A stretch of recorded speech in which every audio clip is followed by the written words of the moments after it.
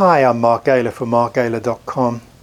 I get a lot of photographers asking me about how I manage to freeze fast-moving action when shooting wildlife or sports, what settings I'm using on my camera.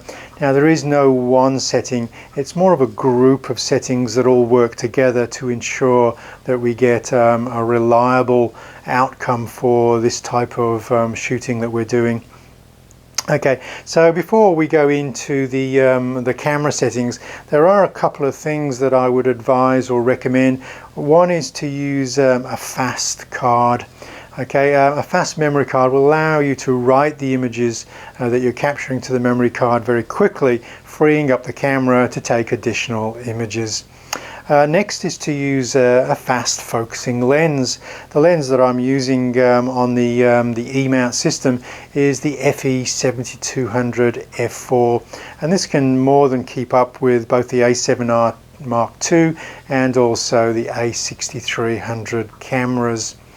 The other thing that I would encourage you to do, and it's not widely publicized, and that is to shoot with apertures that are f8 and wider. So that's f8 and f5.6 and f4, but not to use the f11 or f16 apertures. Those smaller apertures will cut out the phase detect autofocus, and contrast detect autofocus cannot keep up. For those alpha users using the A7S or the original A7R or A7, you will have trouble tracking fast-moving action because of the slow or non-existent phase detect autofocus. Okay, so let's take a look at some of the settings. I'm going to press the wheel on the back of the camera on the left hand side, and we're going to come from single shooting mode into continuous shooting mode. Now I'm going to select the high speed. You do have the option to slow that down, perhaps to around 3 frames a second, but in this instance I'm going to choose the high shooting speed. Just aware of that word continuous. We use that word continuous for the continuous shooting in the drive mode, but also for continuous autofocus, sometimes referred to as AF-C. Okay, so the other setting that we're going to be looking at is also ISO auto. We're going to be putting that camera into auto ISO so that we can raise the ISO to give us access to those much faster shutter speeds we're going to be using for sports and wildlife. Some of the other settings that we're going to be going into are going to be in the menu system. Now, if you're accessing these all of the time, you can actually put them in the FN menu there, so you don't have to remember where in the camera menus these are.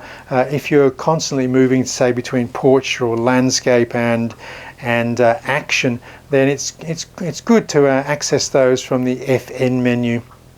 Okay, the other thing is also to put those group of settings that we're going to cover into one of the memories, so you can access it from the shooting mode dial on the top of the camera simply by dialing in memory 1 or memory 2 and recall all of those group of settings all at the same time. Okay, so I'm in the camera settings, and I've come down to tab 3. Let's just go up and recycle through. So we're going to the camera and we're on the tab 3. Okay, now this might move around depending on the Sony Alpha camera you have and also the firmware you're running, but we're going to come down to the bottom of this menu, choose the focus mode, and that is your AFC. Okay, so typically AFS or single shot for things that are not moving, and AFC for things that are. Okay, and again we'll go into the menus again, focus area. Now when we're going into focus area, you'll see the one that I've selected is lock on AF, expand flexible spot. Okay, now this will be grayed out if you're in single shot, so you do have to put that continuous autofocus in first. Okay, now this basically allows you to half press the shutter and then the camera will track that and continue to follow and focus and shoot on that moving subject. The only unreliable part is if you miss the original half press and you're not on the subject, then you won't or can't follow that subject. But typically, if the subject is reasonably large, you will find that you can lock on pretty reliably, and you can move the focus point around the screen. I've set custom 1, my custom 1 button for the focus settings that allows me to move the start point. By default it's in the center, but you can move it to left or right of the LCD or electronic viewfinder for tracking things that are entering camera left or entering camera right. Okay, so let's go back to the menus, and now we'll go over a couple of tabs, this time to tab 5. We can set the ISO auto. We can set this on the back of the camera by simply pressing the ISO on the wheel on the back here. And only when we've set auto ISO can we access the ISO auto minimum shutter speed. And if I go in and select that, you can see that typically by default it will be set to standard. Now what that means is you'll be matching the focal length of the lens with an appropriate shutter speed to avoid camera shake. But we're more interested in speeding that up, not only to avoid camera shake, but also to freeze the action. So if I move it from standard through fast to faster, that is going to increase the shutter speed, the minimum shutter speed, 4-fold. So if I'm using a 200mm telephoto lens, that is going to start selecting shutter speeds around or faster than 1/800th of a second. And this is going to be enough to freeze somebody who's jogging towards you or on a bicycle riding quite slowly towards you. If it's very quick, fast and moving towards you or away from you, you are going to want to come in and select that as a 1,000 or 2,000th of a second.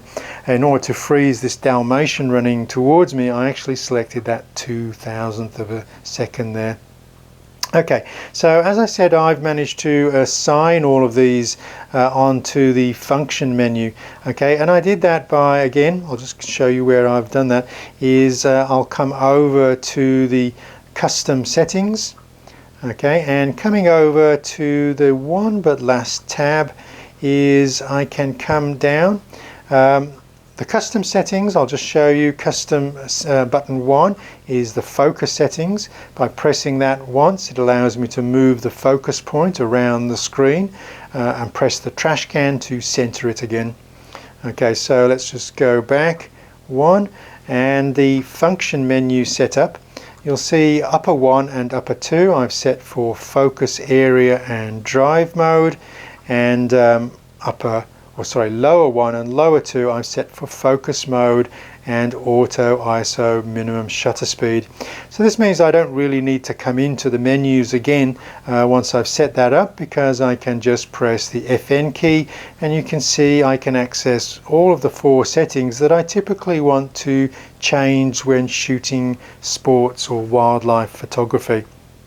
Okay, so that we can quickly recall those using one of the memories, what I would do is go into the memory after all of those are set up. Okay, and then come over to the camera settings. Okay, and we'll go to the last tab, and the last item on the last tab is memory. Just press the center button to enter, and there you'll have all of your settings set up for sports. And all we need to do now is press the center button again in order to enter those settings in either memory bank 1 or memory bank 2. I don't recommend that you use the other ones here, because those are written to the memory card and will disappear when you reformat those memory cards. So I'd either assign it just to the 1 or the 2 there. And now we can recall very quickly. Okay, so that really sums up all of the settings I use. I'll just to reinforce that, please do use the apertures wider than f8.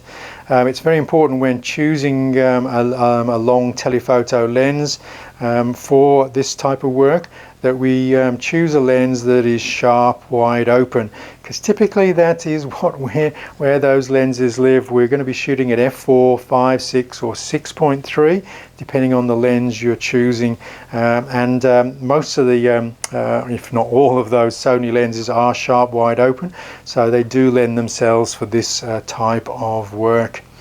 If you ever notice that the focus seems to be hunting in and out, either the ambient light is very, very low, or you are on one of those smaller apertures, because contrast detect autofocus will move forwards and backwards trying to find the sharp edge, and you'll see a little bit of shaking inside of the camera as it hunts just beyond the subject and then comes back to the subject. Okay, so there we have it. So if you find the information remotely useful, just give me the thumbs up, subscribe to the channel, and make sure you let your friends know that there's plenty of good information on this channel.